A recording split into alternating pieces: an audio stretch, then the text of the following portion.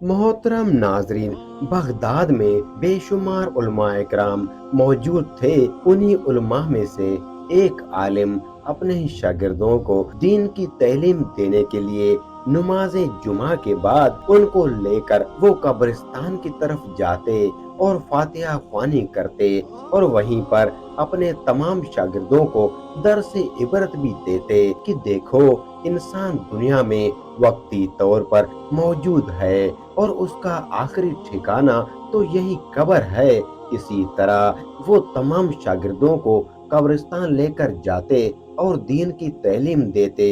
मामूल के मुताबिक एक मर्तबा नमाज जुमा अदा करने के बाद वो अपने शागिर्दों के साथ कब्रिस्तान की जानिब फातिहा ख्वानी करने के लिए निकले। अभी वो चलते ही जा रहे थे कि रास्ते में उनको एक काली चीज अपनी तरफ आती हुई नजर आई।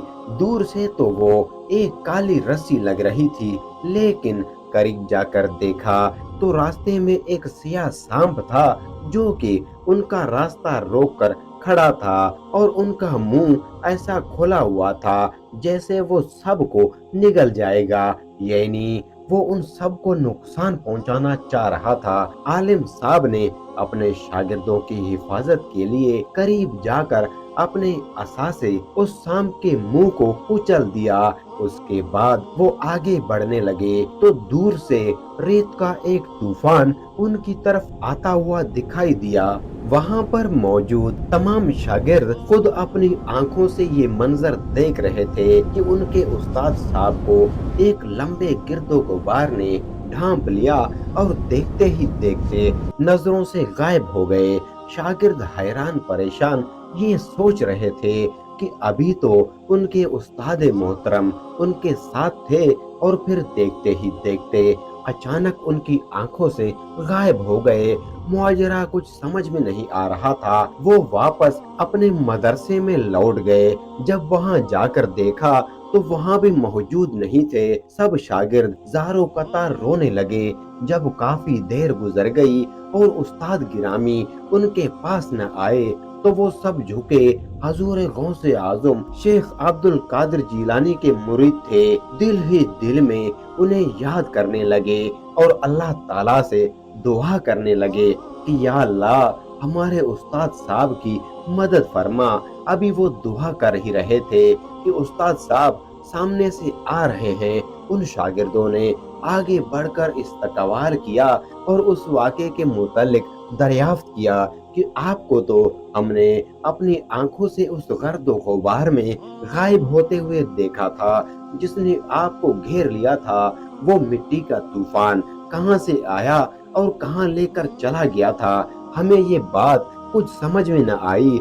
उस्ताद साहब मुस्कुराते हुए फरमाने लगे, जब मुझ पर गुबार छाया तो मैं भी एक लम्हे के लिए बहका बका हो गया था, लेकिन वो गुबार मुझे लेकर ऐसे जजीरे पर चला गया जहां चारों तरफ पानी ही पानी था और उधर खुशकी बहुत कम थी। दरअसल वो इंसान नहीं थे जो पकड़कर ले गए थे, वो जिन्नात थे। फिर दरिया में मुझे गोता देकर अपने बादशाह के पास ले आए।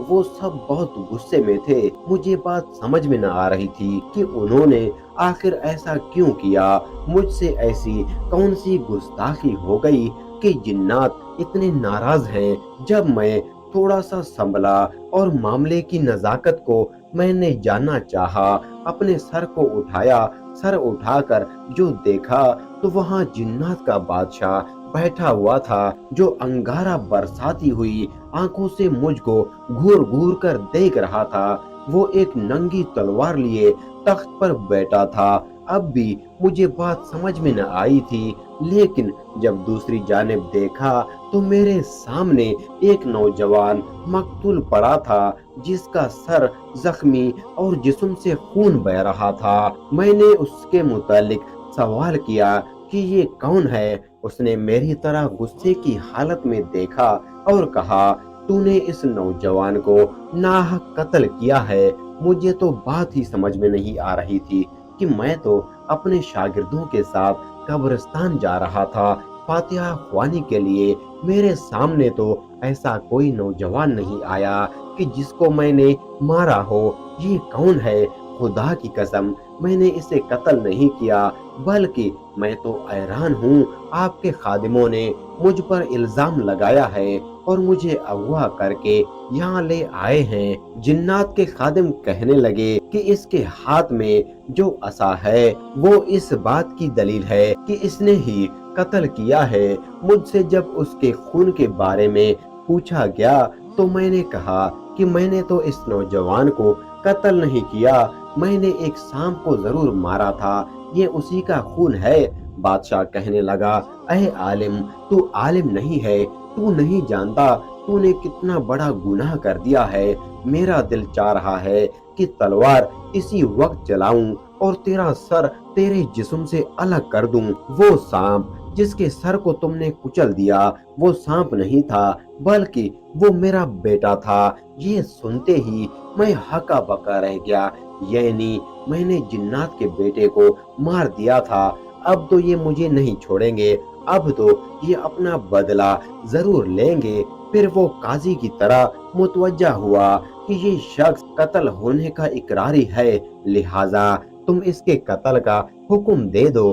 तो काजी ने मेरी तरफ देखा और कहा, क्या सच में तुम इस बात को मानते हो? मैंने काजी से कहा कि मैंने इस नौजवान को हरगिज नहीं मारा, मुझे नहीं मालूम था इस सांप के रूप में कोई जिन है और चौंका वो हम पर हमला करने वाला था, लिहाजा अपने बचाव के लिए मैंने उसे मार दिया।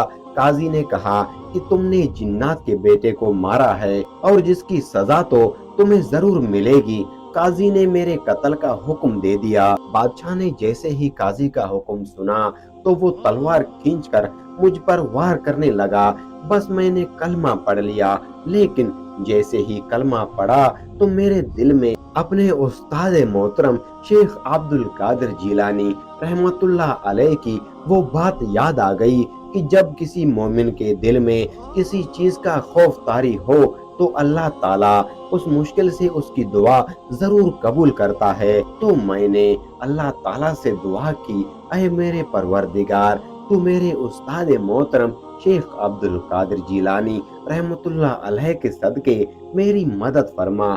जैसे ही मैंने अपनी दुआ मुकम्मल की तो फौरन एक नूरानी चेहरे वाली मर्द नबूदार हुए और बादशाह के पास जाकर कहने लगे, इस शख्स को कत्ल न करो, ये तो शेख अब्दुल कादिर जिलानी रहमतुल्लाह अलैह का मुरीद है। आप रहमतुल्लाह अलैह का नाम सुनते ही जिन्नात के बादशाह के हाथ से तलवार नीचे गिर गई। उसने तलवार फेंककर मुझसे कहा, अरे शहरी उस्ताद, मैंने शेख अब्दुल कादिर जिलानी रहमतुल्लाह अलैह के अदब व तहजीम के खातिर तुझे अपने बेटे का बदला माफ किया। अब तुम यहाँ से ऐसे नहीं जाओगे, तुम मेरे इस मकतूल बेटे को गुस्ल भी धोगे, इसका नमाज़े जनाजा भी पढ़ाओगे। नमाज़े जनाजा अदा करने के बाद जिन्नात के साथ मुझे वहाँ से रुखसत किया गया। जब मैं कब्रिस्तान के पास पहुँचा तो वहाँ पर आप लोग मौजूद नहीं थे। मैं समझ गया मेरे तमाम शागिर्द मदरसे में चले गए होंगे। कब्रिस्तान में फातिहा ख्वानी के बाद मैं यहाँ पर आ गया और वो जिन्नात मुझे यहाँ छोड़कर मेरी नजरों से पोशीदा हो गए। तो मेरे प्यारे दोस्तों, हम उम्मीद करते हैं कि आज की हमारी ये वीडियो आपको जरूर पसंद आई होगी। अगर आपको हमारी वीडियो पसंद आई है तो हमारे चैनल को सब्सक्राइब कीजिए और बेल आइकन को क्लिक कीजिए ताकि हमारी आने वाली तमाम नई वीडियोस की नोटिफिकेशन आपको जरूर मिल सके। अल्लाह ताला से दुआ है कि अल्लाह ताला हम सब पर अपनी रहमतों की बारिशें बरसाता रहे। आमीन सुम आमीन।